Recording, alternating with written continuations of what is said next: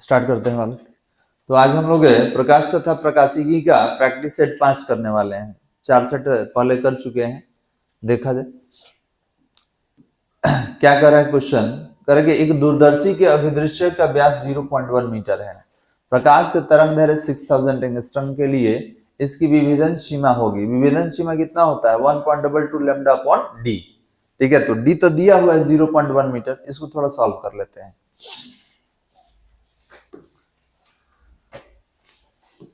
चलिए, डी कितना दिया है? 0.1 मीटर। इसके बाद और क्या है बालक? करे प्रकाश का तरंग दैर्घ्य 6000 एंगस्ट्रॉम। 6000 एंगस्ट्रॉम। तो आपसे कह रहा है विभेदन सीमा, विभेदन सीमा बताइए। तो कितना होता है? 1.22 into lambda upon D. Solve कीजिए, कितना है?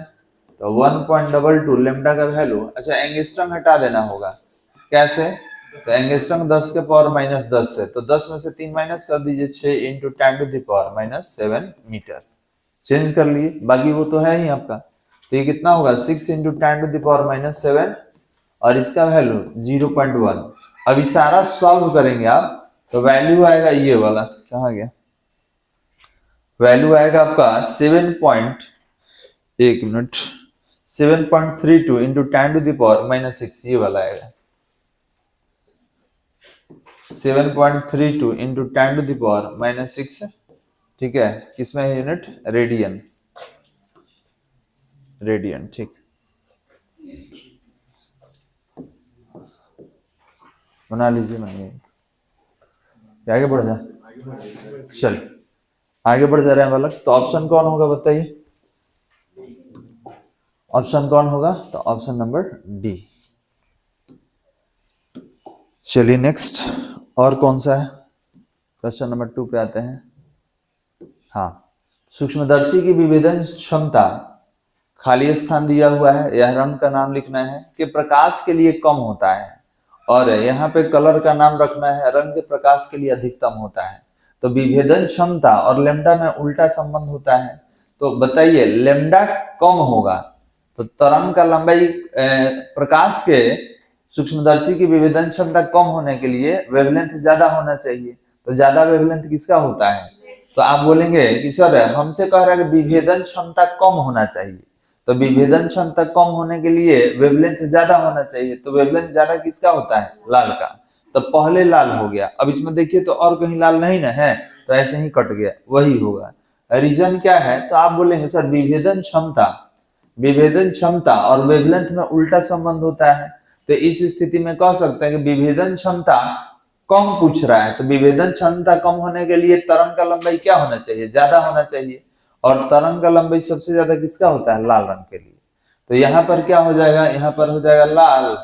और देखिए यहाँ पे बैगनी होना चाहिए, लेकिन बैगनी ऑप्शन में नहीं दिख रहा है, तो बैगनी की जगह पे क्या हो जाएगा? नीला। क्लियर है?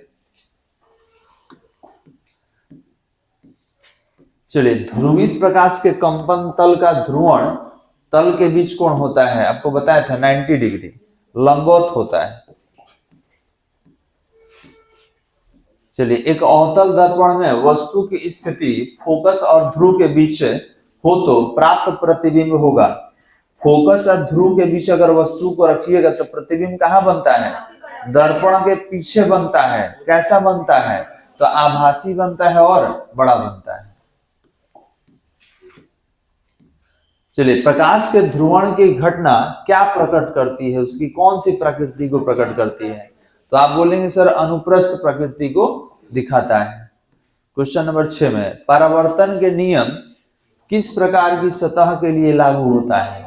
सभी प्रकार के परावर्तक सतह के लिए, गोलीय में भी लागू होता है। ऐसा नहीं कि गोलीय में नहीं लगेगा, सबके लिए काम करेगा। केवल आपका परावर्तक सतह होना चाहिए, पॉलिश्ड होना चाहिए।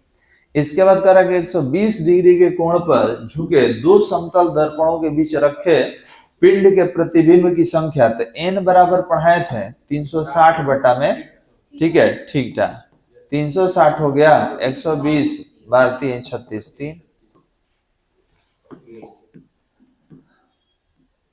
एक अवतल दर्पण के वक्रता केंद्र पर कोई वस्तु रखी जाए तो उसका प्रतिबिंब कहाँ बनेगा? वक्रता केंद्र पर ही बनेगा। जैसे आप वक्रता केंद्र पर ऊपर रखे हैं तो इसके नीचे बन जाता है, बराबर बनता है।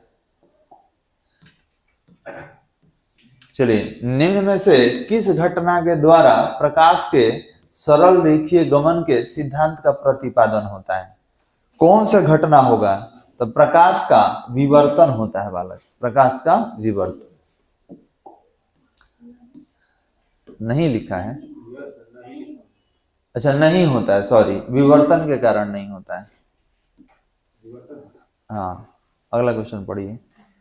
कह रहे यदि आपतित किरण परावर्तक सतह पर लंबवत हो तो आपतन कोण का मान होगा 0 होता है। पढ़े थे ना हम लोग। जैसे मान लिए कि प्रकाश आया और टकरा के वापस चला गया, ठीक है, ऊपर से आया टकरा के वापस चला गया, तो आई भी 0 हो जाता है, आर भी 0 हो जाता है। तो कौन सा होगा? आपतन कोण पूछा था ना बालक, यहाँ कौन पूछा था? आपतन कोण। कितना हो जाएगा? 0 डिग्री। आई एक दूरदर्शी के अभिदृश्य का व्यास d सेंटीमीटर है और तरंग दैर्घ्य का लंबाई 5600 एंगस्ट्रम है। तो कह रहा है कि प्रकाश के लिए दूरदर्शी की विभेदन सीमा होगा। बनाइए, अभी जो बनाए तो उसी पे बनाना होगा, ठीक है। तो ध्यान देंगे, अगर बात करें हम लोग 11 नंबर में क्या क्या दिया हुआ है, तो आप बोलेंगे सर व्यास दिया हुआ है d सेंटीमीटर, तो सेंटीमीटर को मीटर में चेंज कर लीजिए। इसके बाद लेमडा कितना दिया हुआ है? तो 5600 एंगस्ट्रम दिया हुआ है, तो रख के सॉल्व कर लेना होगा, बन जाएगा बालक। चलिए इसको बनाइए। तो व्यास कितना दिया है? d centimetre. सेंटीमीटर को क्या करेंगे? मीटर में चेंज कर लेंगे, -2 मीटर। इसके बाद लेमडा कितना दिया है? 5600 एंगस्ट्रम। हमसे क्या पूछ रहा है बालक? हमसे कह रहा है विभेदन सीमा बताइए। विभेदन सीमा कितना होगा? 1.22 into lambda upon D. 1.22 lambda का वैल्यू, ये एंगस्ट्रम चेंज कर लीजिए, कितना होगा? 56, ठीक है, 5600 और 10⁻⁻10, ये कितना हो जाएगा? 56 इंटू 10⁻⁻8 मीटर। ये हो जाएगा 56 इंटू 10⁻⁻8 अपॉन में कितना है? d into 10⁻⁻2। सॉल्व करके बताइए कितना आ रहा है? कौन हो सकता है बताइए सॉल्व करके? कितना हम लोग ले लें? नीचे d होना चाहिए, आप कैंसिल करा दीजिए ना, इसको कैंसिल करा दीजिए तो ऊपर 6 हो जाएगा। फिर यहाँ से रिप्लेस कीजिएगा, ऑप्शन ये आएगा आपका, देख ले रहे हैं कौन सा आएगा, ये आएगा 6.83 इंटू 10⁻6.83 इंटू 10⁻5 और नीचे कितना होगा? d यूनिट क्या होगा? रेडियन। चलिए कौन सा होगा आपका? तो 11 का हो जाएगा ए नंबर। चलिए 12 में बालक कह रहा है कि एक बिंदु समान वस्तु को दो समतल दर्पण के बीच रखा गया है जो एक दूसरे के समानांतर हो। प्रतिबिंबों की संख्या आपको बताया है कि 2 दर्पण हैं और इनके बीच में आप कोई वस्तु रख दिए तो प्रतिबिंबों का संख्या क्या होता है? अनंत होता है। इसके बाद कह किसी गोलीय दर्पण के सामने 0.15 मीटर की दूरी पर रखी हुई किसी वस्तु का प्रतिबिंब दर्पण के पीछे 0.6 मीटर पे बनता है तो दर्पण की फोकस दूरी होगी। निकाल के चेक कर लेते हैं। 30 नंबर। चलिए वस्तु कहाँ रखा हुआ है? तो 15 मीटर पे और प्रतिबिंब कहाँ? 0.6। तो 0.15 मीटर और प्रतिबिंब कहाँ बना है? 0.6 मीटर। तो प्रतिबिंब पीछे बना है तो प्लस में, वस्तु आगे है तो माइनस, हमसे फोकस कर रहा है। चलिए फोकस का डायरेक्ट फॉर्मूला पढ़ा है आपको, ध्यान देंगे। फोकस का डायरेक्ट फॉर्मूला क्या होगा? u plus v upon u into v, याद है? चलिए तो ये बताइए कि ये कितना है? -0.15 प्लस ये कितना है आपका? 0.6। ये कितना होगा? तो -0.15 इंटू 0.6। ऊपर वाले को सॉल्व कर लीजिए, कितना होगा? -0.45 नीचे वाले को सॉल्व कर लीजिए, कितना होगा बालक? तो देखिए 2 जीरो इसका और 1 जीरो इसका, तो कितना होगा 90 इंटू 10⁻³ होगा ना। इसके बाद माइनस यहाँ भी है, माइनस से माइनस कैंसिल करा दीजिए, ठीक है। तो यहाँ पे कितना हो जाएगा, डेसिमल इसका भी हटा दिया तो -2। कुछ उल्टा का हो गया जी, एक मिनट देख ले रहे हैं।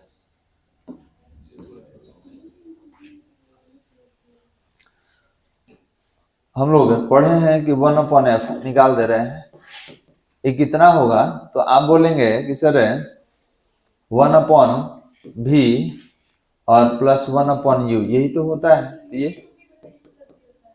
एक मिनट ले रहे हैं, u इंटू वी, हाँ ठीक तो है, फ्लिप कर देंगे, इसको उल्टा कर दीजिए तो u, अच्छा यही गड़बड़ हुआ था क्या? ठीक ठीक ठीक, हाँ यही गड़बड़ हुआ था। चलिए तो ये बताइए f इक्वल टू कितना है जी? -0.15, ये 0.6। इसके बाद ये दोनों को सॉल्व कर लीजिए और प्लस 0.6, ये कितना हो जाएगा आपका? तो ये हो जाएगा -90 इंटू 10⁻³ आई हो जाएगा -0.45। क्या इसको लिख सकते हैं ऐसे? माइनस से माइनस कैंसिल करा दिए, 90 इंटू 10⁻³ और 45 इंटू 10⁻² लिख सकते हैं। ये दो बार में कैंसिल, ये प्लस में होगा ना 0.45। कौन वाला बालक? माइनस लिखें, 0.45 प्लस में होगा ना, क्योंकि 0.6 वैल्यू को बड़ा है ना। देखिए दर्पण के सामने कोई दूरी क्या होता है? माइनस। दूरी का तो वो प्लस में हो जाएगा ना, क्योंकि 0.6 बड़ा है ना। कौन? वहां पे से अच्छा कहीं गड़बड़ हुआ है क्या? हाँ ठीक ठीक कर रहा है, यहाँ पे 60 है ना जी, यहाँ पे प्लस ले लेंगे। और कहाँ? तो ये कितना हो जाएगा? प्लस में हो जाएगा, क्योंकि ये 60 है, अगर नहीं समझ में तो इधर कर लेंगे। ये कितना होगा आपका? 0.45, तो यहाँ माइनस रह जाएगा बालक। तो ये कितना हो जाएगा? ये हो जाएगा आपका, ये भी कैंसिल हो रहा है इससे, तो कितना होगा? f इक्वल टू -2 और इसको अपॉन में 10 लिख दें, -0.2 सेंटीमीटर नहीं मीटर में। अब माइनस कौन सा मिरर, कौन सा बता रहा है? कौन सा मिरर है? कॉनकेव, अवतल है। यहाँ पे देखिए अवतल कहीं दिया हुआ है? नहीं दिया हुआ है, लेकिन माइनस बता दिया कि अवतल नेचर का है। तो देखिए इसमें कहाँ है? ये होगा बालक। चलिए नेक्स्ट, दो आपका बूस्टर्स लॉ जी पढ़े हैं, μ = 10 IP। तो याद रखेंगे, यहाँ पे आप लिख सकते हैं सर 10 IP = μ। जब IP निकालिएगा तो 10 को इधर लाइए, ये कितना होगा? tan इनवर्स μ हो जाएगा। तो ऑप्शन नंबर कौन सा आपको दिख रहा है? B number.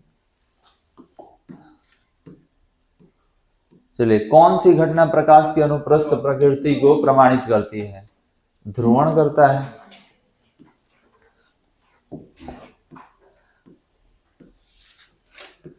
चलिए, 5 मीटर प्रति सेकंड की चाल से एक समतल दर्पण किसी वस्तु की ओर जा रहा है, तो वस्तु का प्रतिबिंब किस चाल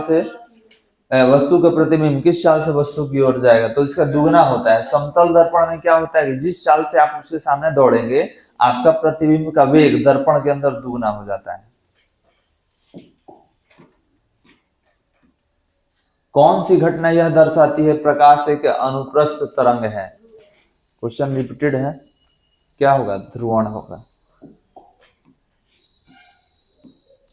चलिए, निम्न में से किस दर्पण द्वारा बना प्रतिबिंब हमेशा आभासी सीधा वस्तु के बराबर होता है? समतल। बहुत अच्छा, समतल दर्पण।